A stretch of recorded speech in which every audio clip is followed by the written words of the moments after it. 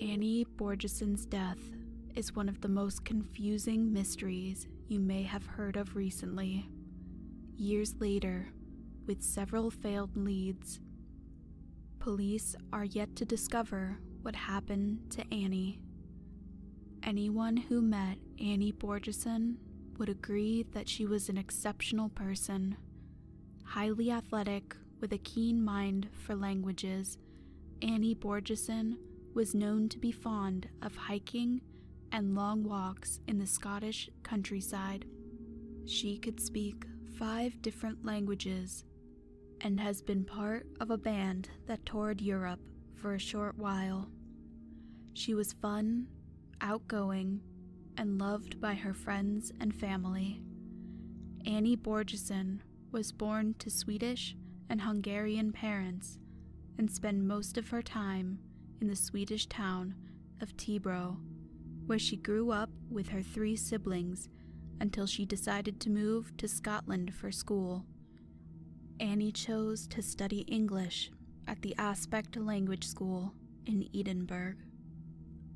Annie took residence in a place called Linton Court, a block of serviced shared apartments located in Murrayston Road in Edinburgh. Her neighbors were primarily other students or young professionals who lived there because of its proximity to town. While she was a resident at Linton Court, Annie made new friends with her neighbors and flatmates. She soon became part of a closely knit group of friends who all lived in Linton Court. By all accounts, Scotland quickly became Annie's home, and she loved it.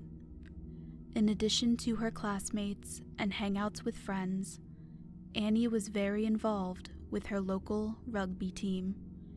She loved to watch the game and quickly became friends with the players there. Before long, Annie started to hang out quite frequently at the Murrayfield Warriors Rugby Club. In 2004, Annie completed her English course and left Scotland for Sweden to be reunited with her family. After spending a year with her family at home, Annie returned to Scotland. She found a job with the Scotch Whisky Heritage Centre. Annie's new position allowed her to practice her English as she facilitated an interactive exhibition and offered tours of the facility to tourists. Her new job was on the Royal Mile in the heart of Edinburgh. Unfortunately for Annie, her job at the Royal Mile only lasted 6 months. Out of work and looking for a break, Annie began applying for hospitality industry jobs. Unfortunately, she was unable to find a job. In between jobs, Annie decided to spend her time being active. She spent considerable time power walking, swimming, and sightseeing across Scotland.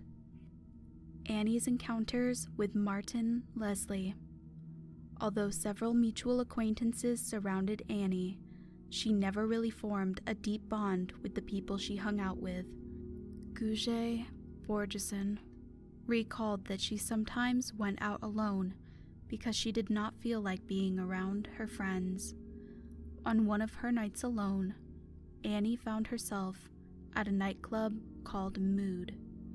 It was there that she met a man who introduced himself as Martin Leslie. Naturally, Annie was shocked that she had met Martin Leslie, a famous rugby player who had capped Scotland 37 times in the past. As the night went on, Annie and the man, whom she believed to be Martin Leslie, struck up a conversation. As they talked, he insisted that he buy her a drink and ordered champagne for them. Annie, who wasn't a big drinker, only had a glass despite his best efforts to get her to indulge. The pair continued the night with animated conversations about their lives. Annie later found out that the man who had introduced himself as Martin Leslie was not, in fact, Martin Leslie. The real Martin Leslie was not even in Scotland when Annie met his imposter. He had been back in New Zealand for about 2 years and was in New Zealand at the time of Annie's unfortunate meeting. Life went on for Annie regularly for a while. She was focused on getting a job and continued her daily outdoor activities, including swimming. In November, Annie's family started to worry about the well-being of their daughter. Annie began calling home at extremely weird times when she knew they would be asleep. Return calls to Annie were often unanswered. Even when they were, the conversation was brief and cryptic. In one conversation, her brother recalls that Annie had asked him if it was possible to hack into a person's computer to track their activity. He recalled that she wanted to know how difficult it would be to hack the computer. When he asked why this information was important, she did not reply, and he did not ask about it again. As strange as her behavior was, Annie's family did not think too much about it. They assumed that she was probably busy with work. Her friend, Maria Jansen, recalls that around the same time, Annie called her to catch up, and they spoke for a long time. She had this to say about the phone exchange. "The last time I spoke with Annie over the phone, we spoke about how fun we would have when she arrived at Stockholm Skavsta Airport, and she told me that she would book an appointment with her hairdresser. The only thing that was bothering Annie at the time of our conversation was the strange behavior by the man, Martin Leslie. Annie met this man, whom she knew as Martin Leslie, 2 times during her last week in life. The first meeting made her feel almost a little scared, and during our last phone call, she told me about his strange behavior at a rugby gathering at Murrayfield Rugby Club, and she told me that she had now decided to try and keep away from this man. Despite all the strangeness, life continued as usual for Annie. In December, it appeared that it was business as usual for Annie. She had paid her rent to Linton Apartments for the month in advance. Annie had also purchased a multiple entry pass into the local leisure, where she spent most of her time swimming. In preparation for the winter, Annie visited a medical center to get a vaccination. She had received several positive responses to her job applications and was very excited about what the next year would hold for her. One day, while Annie was at the leisure center, the man who claimed to be Martin Leslie unexpectedly showed up and demanded to speak to her. Deeply unsettled by the incident, Annie mentioned to her friend in Sweden, Maria Jansen, that she could not recall if she had mentioned the location of her swimming practice while speaking to the imposter. On the 1st of December, the day after she had run into the man who called himself Martin Leslie, she bumped into him again. Their coincidental meeting happened at a club Annie frequented. Once again, Martin Leslie offered her champagne and poured her a glass, which she did not drink since she had not seen it being poured. Annie would later confide in one of her friends through email about the incident and her decision to forego the drink because she did not trust the person who offered it.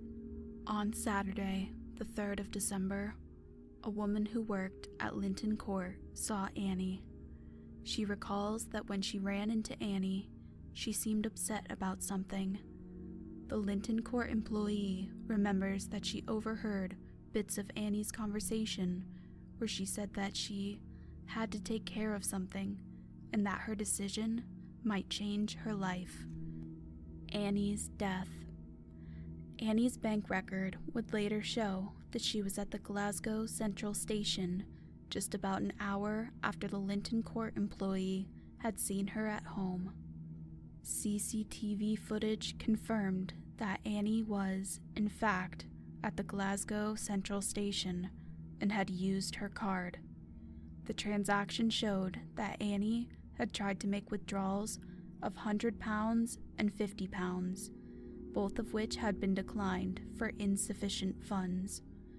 CCTV cameras then captured Annie at Prestwick Airport, where she usually traveled from Scotland to Sweden. Because Prestwick is quite far from Edinburgh, we can only assume that she was there to travel back home to Sweden. Investigators would later discover that Annie had boarded a train to get her from Glasgow Central Station to Prestwick Airport. At Prestwick, Annie was captured walking across the airport, smoking a cigarette, and then, a few minutes later, making her way toward the parking lot. After spending 3 minutes in the car park, Annie made her way back. From the footage captured, it appeared that Annie was annoyed about something. The most confusing part of the events leading to Annie being at Prestwick is that not even her family was aware that she intended to travel. Annie had not informed even her closest friend that she was traveling to Sweden. In fact, throughout the period Annie spent at the airport, she did not purchase a ticket anywhere. Investigators would later find out that she had informed her hairdresser of her intention to travel and had set an appointment for her hair on Monday, the 5th of December. Cameras were able to capture Annie on a sidewalk on Station Road, heading into town at 16:05. That was the last time Annie Borjessen was seen alive. The following day, at about 8:30 a.m. on Sunday, the 4th of December, a man out for a walk with his dog discovered Annie's body on the shores of Prestwick Beach, 3 kilometers away from the airport. The passerby immediately called the police for help, and they swiftly moved into action, sealing off the beach. Annie's body was found high up on the beach, washed up by a high tide just about 200 yards away from the esplanade. Police at the scene met Annie lying on her back. Her hair was tangled and full of seaweed.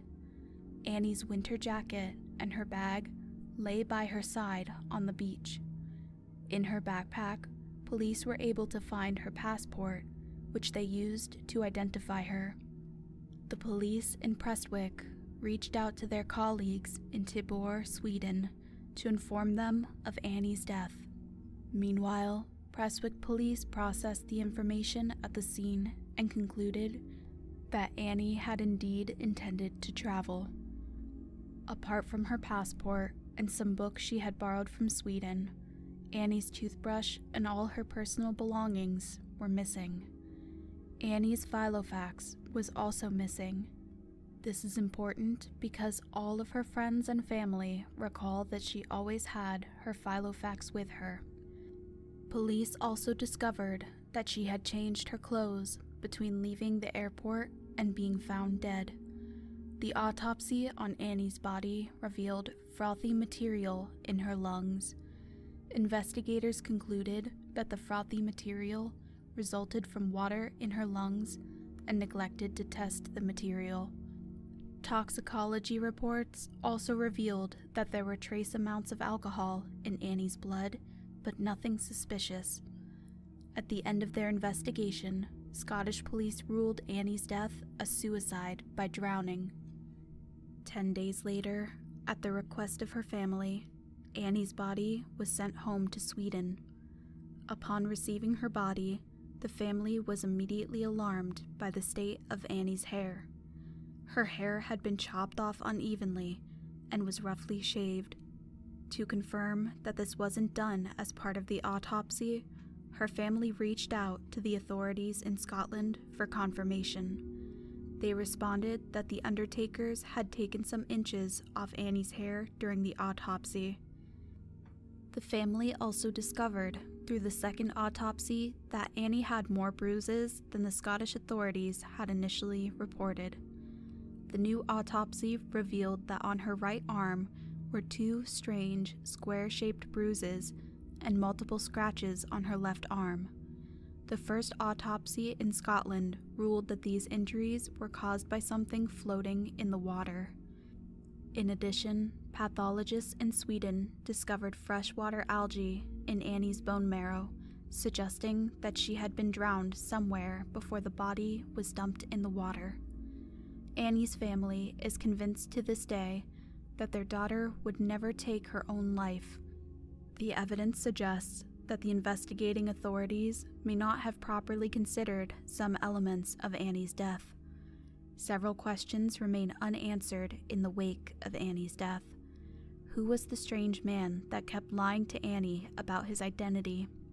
Whom did Annie call in the parking lot at the airport that left her so flustered? Why did she go to the airport if she had no intention of going home? What happened to Annie Borjessen between Prestwick Airport and Prestwick Beach? Assuming that Annie did take her life, as the police reported, how did no one suspect that she was not well? Annie's death is truly a tragic story.